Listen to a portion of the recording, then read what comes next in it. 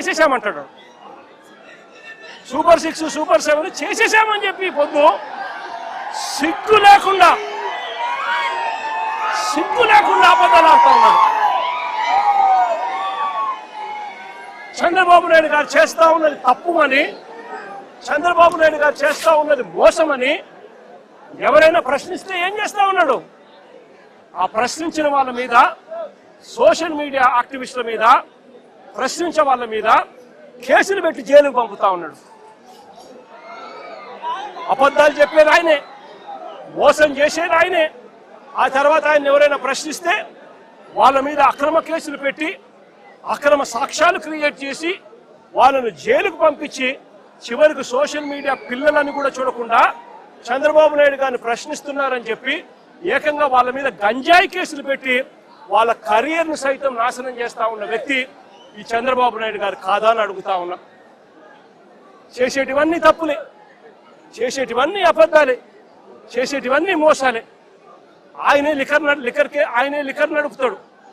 ఆయన ఆధ్వర్యంలోనే auction body Chandrababu Naidu గారి తెలుగుదేశం పార్టీ సైన్యానికి లాటరీ పాడిచ్చి మరి షాపులన్నీ కట్టబెడతాడు, ప్రైవేట్ షాపులన్నీ కూడా.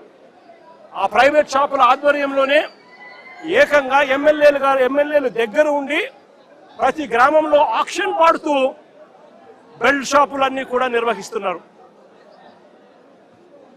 షాపుల పక్కనే, లిక్కర్ షాపుల పక్కనే పర్మిట్ రూములు, ఇల్లీగల్ పర్మిట్ రూములు నడుపుతూ పెగ్గులతో లిక్కర్ అమ్ముతా ఉన్నారు.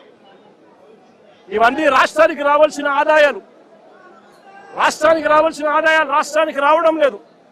రాష్ట్రానికి రావాల్సిన ఆదాయాలు పక్కదోవలో చంద్రబాబు నాయుడు గారికింత, ఎమ్మెల్యేకింత, వారి మాఫియా సైన్యానికింత అని చెప్పి లూటీ పద్ధతిలో పంచుకుంటా ఉన్నారు.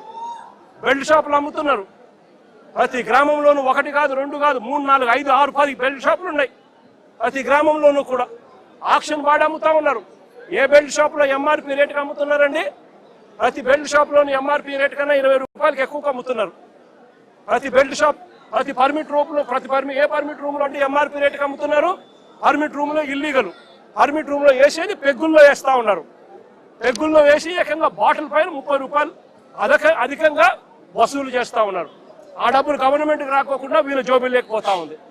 దీంతోనే సరిపోదు అన్నట్టుగా ఏకంగా ప్రతి 5 బాటిళ్లకు 1 బాటిల్ ఏకంగా వీళ్ళంతటికి వీళ్ళే కుటీర పరిశ్రమ పెట్టి చీప్ లిక్కర్ వీళ్ళే తయారు చేసి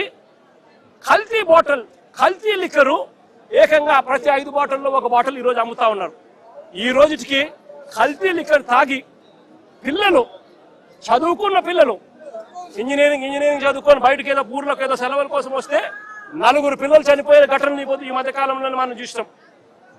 కల్తీ లిక్కర్ తాగి, వీళ్ళ షాపుల్లోనే వీళ్ళు తయారు చేసిన ఈ ఇల్లీగల్ కల్తీ లిక్కర్ తాగి ప్రతి 5 బాటిళ్లకు 1 బాటిల్ కల్తీ లిక్కర్ చేస్తా ఉన్నది ఎవరు అని అంటే సాక్ష్య ఆధారాలతో సహా వీళ్ళ మనుషులు దొరుకుతారు. ఆ కల్తీ మద్యం కుటీర పరిశ్రమతో ఎవరంటే దొరికింది? జయచంద్రారెడ్డి అని కంబలపల్లెలో చంద్రబాబు నాయుడు తరపున తెలుగుదేశం పార్టీకి కంటెస్ట్ చేసిన క్యాండిడేట్ ఆయన తయారు చేస్తూ ఏకంగా ఎక్సైజ్ డిపార్ట్మెంట్కు దొరికితే లావాదేవీల్లో వాళ్లకు ఎక్సైజ్ డిపార్ట్మెంట్కు మధ్య లావాదేవీల్లో తేడాలు వచ్చి ఆ ఘటన బయటపడి దొరికితే దాంట్లో తెలుగుదేశం పార్టీ హయాం రాక్షస పాలన జరుగుతూ ఉంది. 18 నెలలుగా చంద్రబాబు నాయుడు గారే పాలన చేస్తా ఉన్నాడు. ఇటువంటి రాక్షస పాలనలో ఎవడైనా మా పార్టీకి సంబంధించిన జోగి రమేష్ లాంటి వ్యక్తి ఎవరైనా వాళ్ళు లిక్కర్ నడుపుతారా? ఆలోచన చేయమని అడుగుతా ఉన్నాం. చంద్రబాబు నాయుడు గారు జోగి రమేష్ మీద కేసు పెడతాడు. ఈయన ఇల్లీగల్ లిక్కర్ తయారు చేసి చంద్రబాబు నాయుడు గారి బెల్ట్ షాపుల్లో ఈయన సప్లై చేస్తున్నాడట. బెల్ట్ షాపులు ఆయనై, సప్లై చేసే మనుషులు ఆయనై, తయారు చేసే మనిషి, బెల్ట్ షాపులు ఆయనై, అమ్మేది ఆయన మనుషులు. మరి జోగి రమేష్ ఎలా చేస్తాడండి? ఆయన మీద కూడా ఇలాంటిదే తప్పుడు కేసు పెట్టి ఏకంగా జైలుకు పంపించిన కేసు. ఇలా ప్రతి ఒక్కరిని కూడా ఆయనే తప్పు చేస్తాడు, ఆయనే అబద్ధాలు ఆడతాడు, ఆయనే అన్యాయం చేస్తాడు.